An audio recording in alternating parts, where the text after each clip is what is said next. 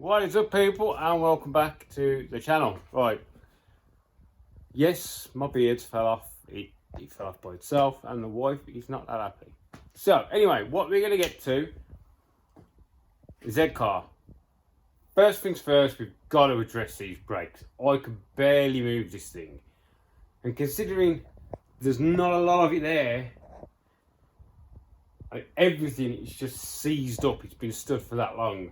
And also the handbrake cable only had one click, so somebody had the handbrake adjusted that tight, it might have seized up the rear calipers because they're just constantly on a little bit. So hopefully it hasn't got that far, but I've jacked the back up and there's so much drag in the system. It's mine, no drag, spin it freely. This thing's so much drag in the driveline. I don't know whether it's because it's got a stock diff in it, or I don't know, but so what we're going to do, lift the front up first, check the front brakes. I think they're jammed on because, you know, the spring back plate for the pads, to be honest, I don't know anybody that runs these. It had actually broke in half and jammed itself in the disc. So, we'll jack the front up and have a look. Wheel bolts. Found them. So we have got a set of wheel bolts, but they're funny. Very short and stubby look. Right then, we'll jack this up. We might have to take the calipers off and give the pistons a bit of a clean. Right then, let's rock and roll, shall we? Right, moving forward a touch. Fucking hell. I can hear it dragging. Bloody thing. Jack it up and adjust.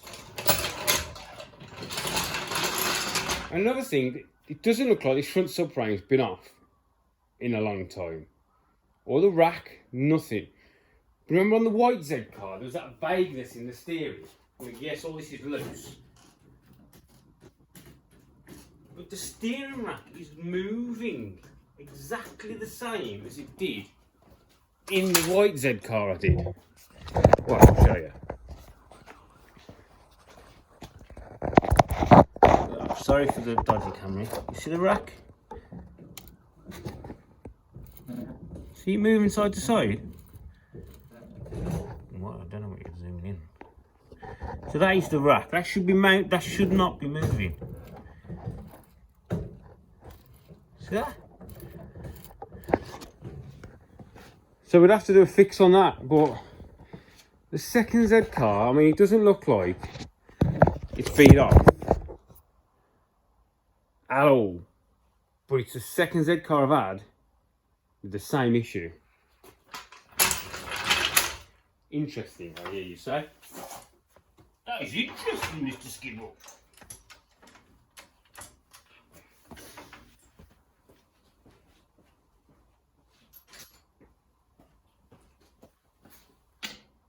Ah, on to emails.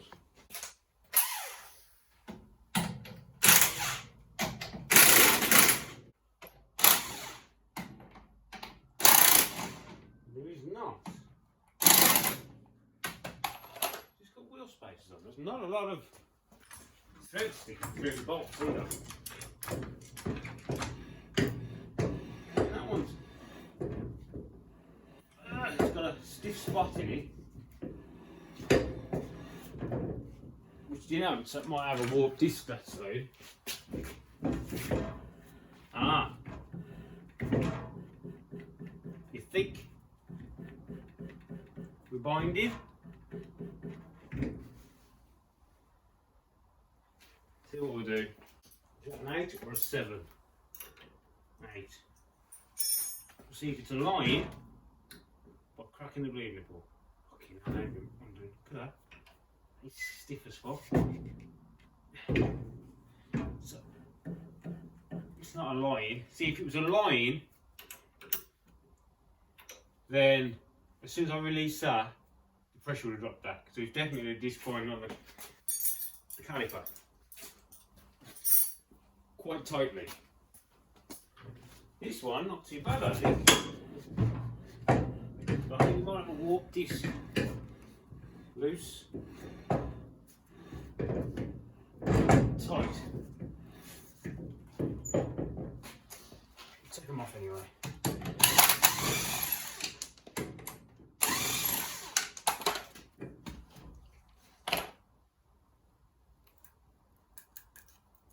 Let's paint. Look, someone's painted the wheels and just put the bolts on top of the paint. It's just flaking off. If you paint your wheels, clean your bolt holes.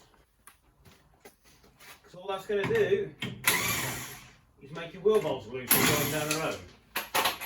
Yeah? You don't need a tapered anything. Shit, man. I hate it when people buy shit together. This is what I use. It's like a wire brush thing. Yeah? You're gonna, see, it's tapered. Shove it in the hole. Done. That's it.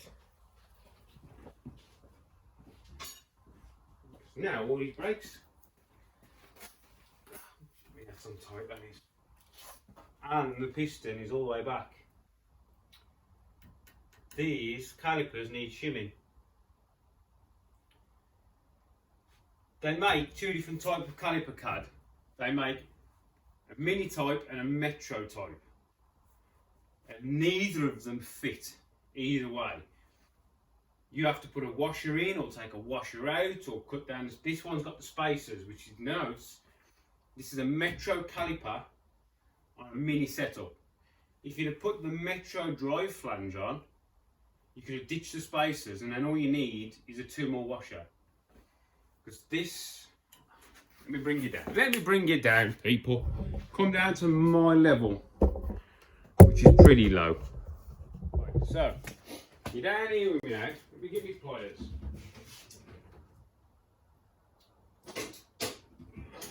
Get these pins out. Don't get me wrong, I love kAD stuff.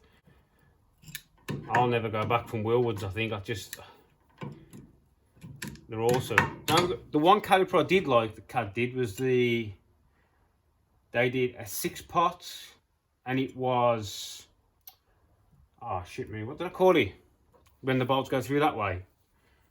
I can't remember. This is standard type, a bolt from the back. And you got like the yeah, you know what I'm on about, people. They were a really nice caliper, but they don't make them anymore. They make a one-piece kit, which is like what I've got on the Booster, but it's 1,400 quid. Right, so I'll show you the issue. So if you look, you know it's a metro type caliper because it's got this spacer. The mini type caliper fits right up against there, but you still have to put a washer in. The metro drive flanges stick out more. The offset's different. I think you gain about 8 mil. 8 to 10 mil, somewhere along that. I think it's about 8 mil. So then you lose this 10 mil spacer, but you still have to put a 2 mil washer in. Because look, we're fully in here and we're out here. Which means the disc is not central to the system. So this is right back, which is basically wedging the pad against the disc. That's why we are rubbing this side. Someone's putting new pads in, which you would expect you were able to do. No. So what I need to do is I'm going to take these spacers out. First of all, we're going to measure this gap. Yeah? Take these spacers out and take half of that gap off the spacer. Then that will move this caliper in that way, half the amount. That's what you have to do when you're running these calipers. Right then, let's take the caliper off, get the spacer out. Pretty much guaranteed it's the same this side. Yep. So we've got to, might as well do the same this side as well. To be fair, it could do with some new pins, but I think we'll get away with just cleaning these up. So we'll do that as well first, and we'll try and clean these discs up a bit because they look really new. They're just really dirty. So it's loose, tight. There. Okay, it's gone. Fucking hell, it's gone that tight. I can't turn the bloody thing. I think we might also need to check the wheel bearing in this side. Right then, let's get these calipers off, shall we?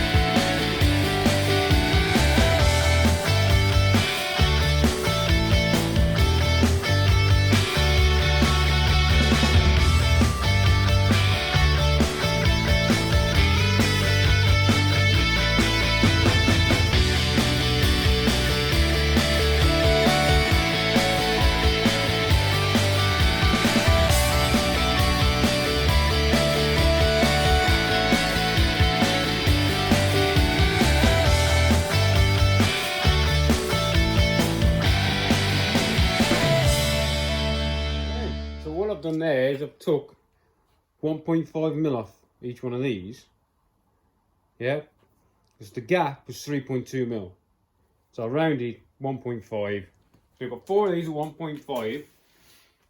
I checked, there was some play in the wheel bearing that side, and somebody had just wanged the wheel bearing up that tight, my impact gun struggled to get it off.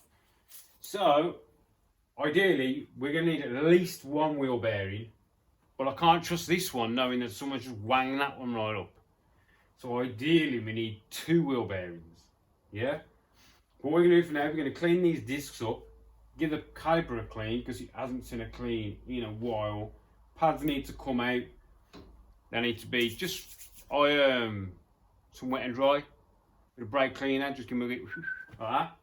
This one has also got the custom spring rates on the strocks, on the springs. So I am going to advise some low ball joint droppers, the ones from Owens, from Owens Fabrications. You put that in there, then you can shorten this rod and you can compress the spring, if you get me. Do you know what I mean?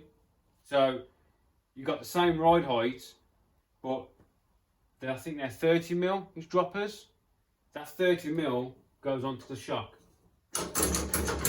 So you don't get that, because that's not the best and it's not that safe. So for now we're going to clean the discs up, clean the pads. I told the chap he's going to need bearings. I'm also going to advise on a set of low ball joint droppers. They're only cheap, like 30 quid. If you've got a zcar, get some ball joint droppers, 30 quid, and it helps with your roll centre as well, because it lowers this bottom arm down. When you lower the zcar, the bottom arm becomes square. You don't want it. You want it to be down, because that's your roll centre, which is your point between here and here. And the higher this comes up, the higher your roll centre. You don't want that. So, ball joint droppers, end off O-rings, get on it, get some ordered. Right, let's give these a clean. They've got really short wheel studs in as well. It's like that much sticks in the nut. So I'll have a word, but what I budgeted for on this car needs a hell of a lot more work than I initially gave a price for. So we're going to be limited on the work we can do on this car, because the chap hasn't got a lot of money to spend, if you know what I mean. Right, let's give these discs a bit of clean.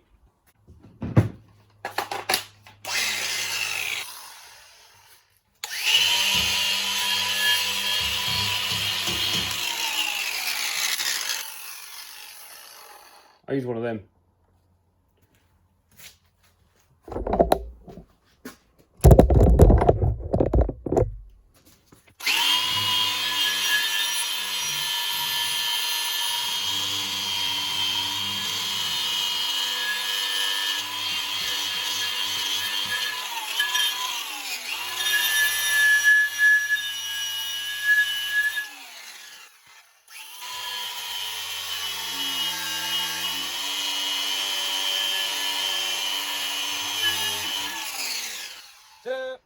As well, here's another little issue.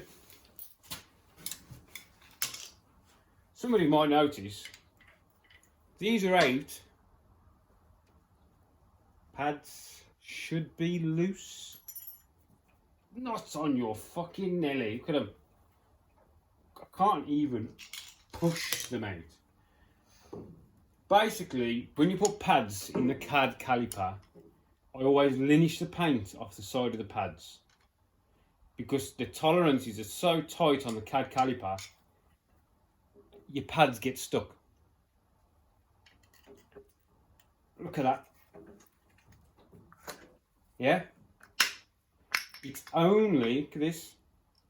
See how it's been catching on the inside? It's only kAD calipers that I have this problem with. Even the cheap mini spares ones. Tight as fuck. Yeah? I mean, look at it. I mean, these are Mintex pads as well. So we're gonna have to give these a quick clean.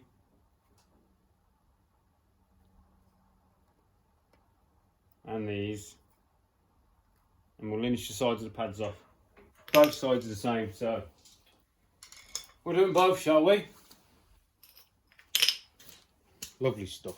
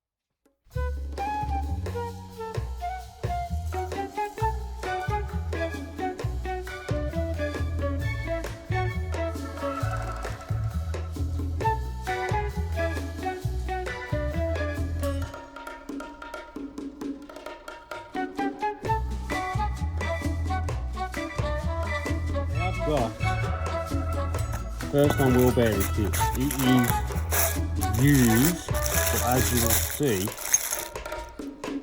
not for long. That's still in really good condition. So chuck that in, pop it, and then chuck it in anyway.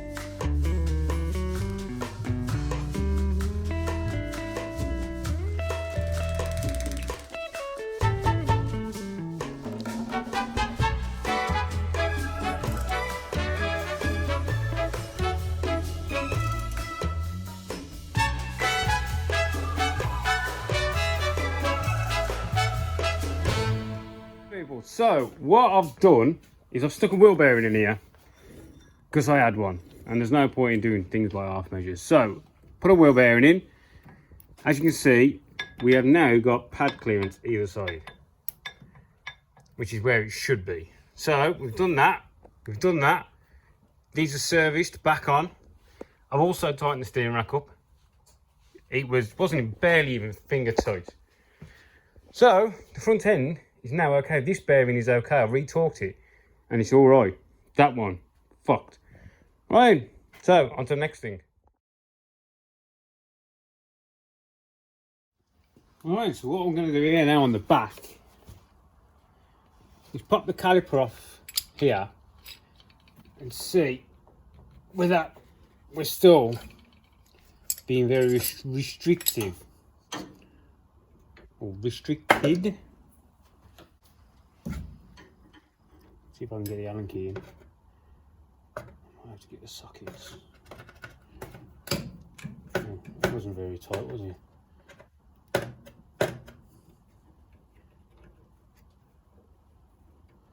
I hope somebody hadn't just left that loose to aid the brakes working.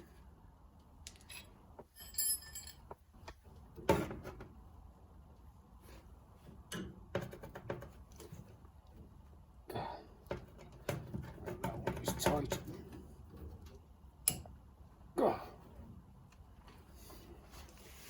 Spanner.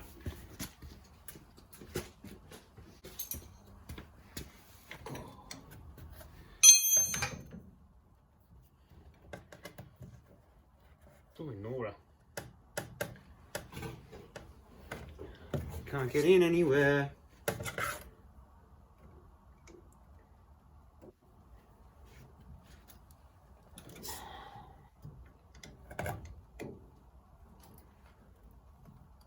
Oh, got it.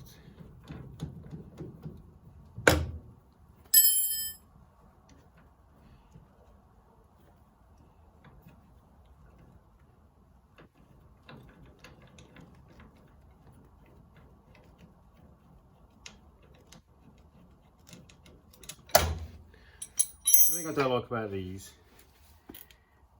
is that use a forward setup. See the holes? They're the wrong discs basically. They're a forward disc, and yeah, they're off-centered hole. Not what I like, but it's not my car. You do what I'm told most of the time, unless I think it's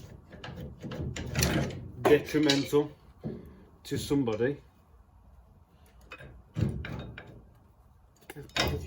Pads are stuck.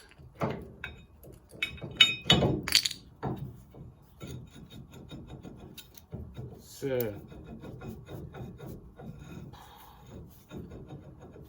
you know what, we'll take the other side off as well at the same time. Alright, so the other side's off. Loads easier. So it is the brakes binding on. So we need to work out why. I mean, I know the discs are a bit shitty, the pads are a bit shitty. I mean, look. So we'll clean all this up.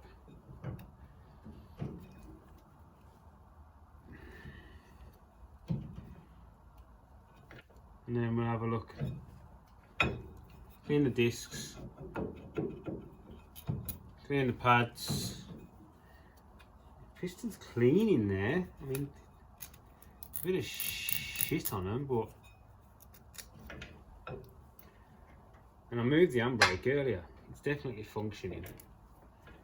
100% functioning. Okay. Yeah, it's working fine. I'll screw that back in. So these are a screw caliper, I think. So we'll clean all this up, screw that piston back in, and we'll try again.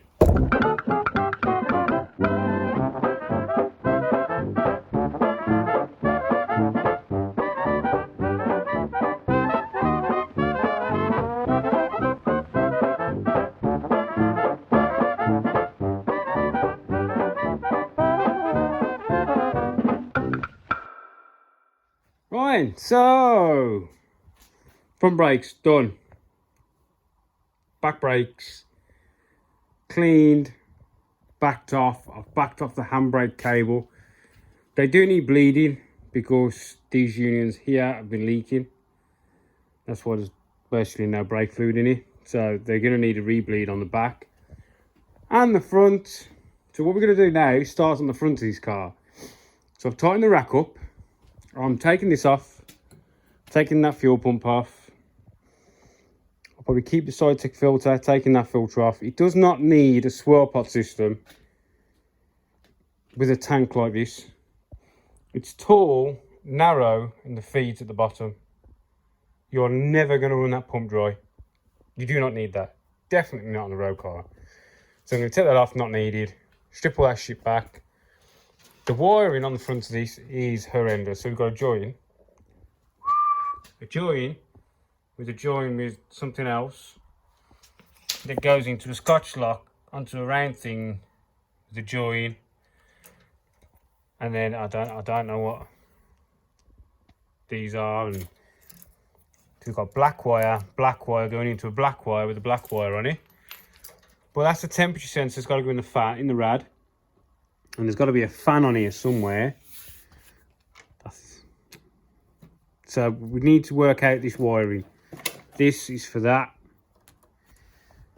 So we've got to work out this wiring. I'm going to get rid of some of this shit first. We'll get rid of this. And then we'll come back to it.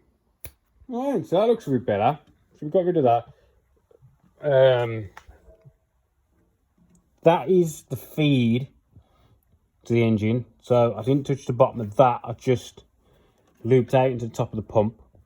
And the feed from the pump now comes from the bottom, runs around, and the filter is in line with the bottom of the tank. So this is being gravity fed. The weight of the fuel will push it through the system, and probably most of the way around the line, so the pump doesn't have to work as hard. And this is the return. There's a join in it. There's not much I can do about that, to be honest, unless we replace all the lines. And it's all inside the heat sheathing that someone's put on. So really, for that, it's not really beneficial. I've took out the wire for this pump, because we got rid of this pump. I need to work out what's going on with this slot.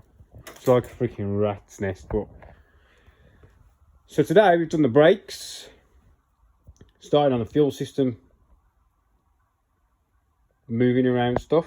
So now the next job on the list is going to have to be to start looking at its wiring. The chap has ordered a battery for me, so I'm guessing that's going to come to me, because the bike engines and their charging system, they use like a magneto and a regulator rectifier. They really do not, they're not happy with car batteries. So I like to use dry cell motorbike batteries or motorsport batteries. So he's ordering one of them and going to get it to me. So that's about 250 quid for a freaking battery and brackets. And once we've got the battery, we can start getting this loom. I'm guessing the way he ran this is the way I've just done it off Ben's car. The last one. The fan is controlled directly off the switch, earthed side. So when that switch opens, the fan comes on. So that is going to be a nice little simple loom to run, basically. Just into itself, into there. We might be able to ditch a couple of these wires. Honestly, I'd have ran this the other side of the dash and came through this hole into there myself. Right, so that is a little quick video of what we've done today. We've got a little bit achieved, not a massive amount, but we've got a little bit achieved. My door creaked. Right then, thanks for watching, and I'll catch you in the next one. See you later, people.